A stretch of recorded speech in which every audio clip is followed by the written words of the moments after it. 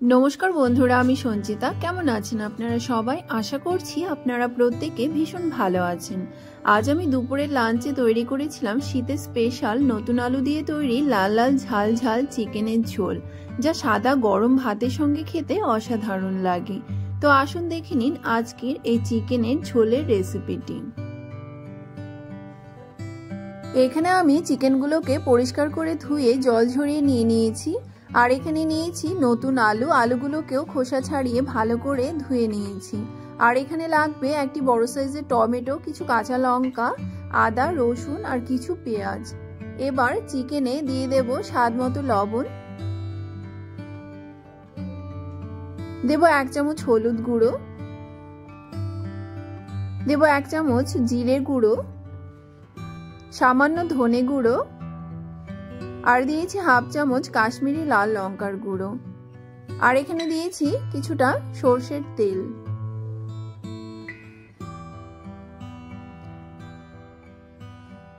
এবার এই চিকেনে দিয়ে দেব কুচনো পেঁয়াজ। এখানে আমি দুটো বড় সাইজের পেঁয়াজকে স্লাইস করে কেটে রেখেছি। এর থেকে কিছুটা পেঁয়াজ আমি এখানে দিয়ে দেব। আর এখানে দেব কিছুটা রসুন। এখানে আমি দুটো রসুনকে ভালো করে ছুলে রেখেছি। এবার সবকিছুকে ভালোভাবে হাত দিয়ে মেখে নিতে হবে। তবে আপনারা যদি চান এখানে চামচ বা হাতা দিয়েও এই চিকেনগুলোকে মেখে নিতে পারেন।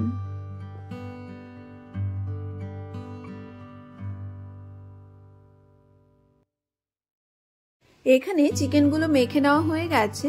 এবার একটি বাটা মশলা তৈরি করে নেব। এখানে একটি মিক্সিং জারে নিয়ে নিয়েছি পেঁয়াজ, রসুন, আদা আর কাঁচা লঙ্কা। এবারে সবকিছুকে একটি মিহি পেস্ট তৈরি করে নিয়ে আসছি।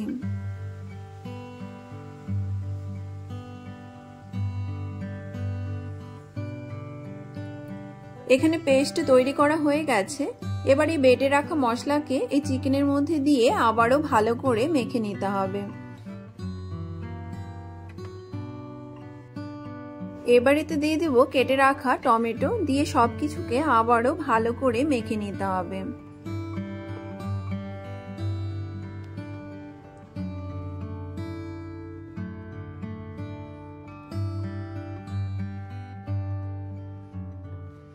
এখানে চিকেনগুলো মেখে নেওয়া হয়ে গেছে। এবার একটি ঢাকা দিয়ে 10 থেকে 15 মিনিটের জন্য রেস্টে রেখে দেব।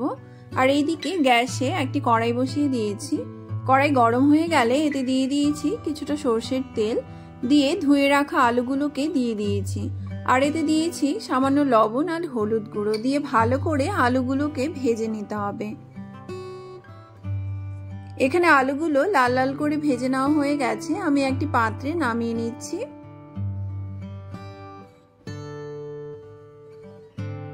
এবার এই একই তেলের মধ্যে দিয়ে দিয়েছি আরো কিছুটা সরষের তেল।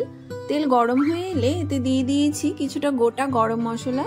এবার এই গোটা গরম মশলাকে হালকা ভেজে নিয়ে মেখে রাখা চিকেনগুলোকে এই তেলের উপরে দিয়ে দিতে হবে।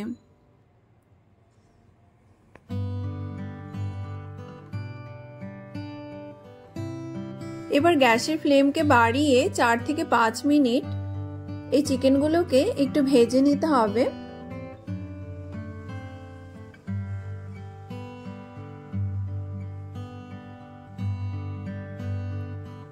চিকেনগুলো ভেজে নেওয়া হয়ে গেলে 10 মিনিটের জন্য গ্যাসের ফ্লেমকে কমিয়ে ঢাকা দিয়ে চিকেনগুলোকে সেদ্ধ হতে দিতে হবে। এখানে 10 মিনিট হয়ে গেছে, আমি ঢাকা তুলে নিয়েছি। দেখতেই পাচ্ছেন চিকেন থেকে কতটা জল বেরিয়েছে। এবার গ্যাসের ফ্লেমকে বাড়িয়ে চিকেনকে ভালো করে কষিয়ে নিতে হবে।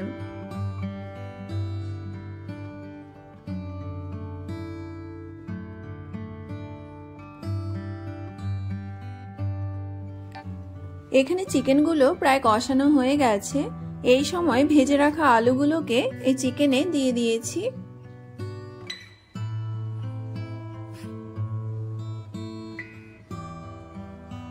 আলুগুলো দিয়ে ভালো করে আবারও চিকেনকে কষিয়ে নেব।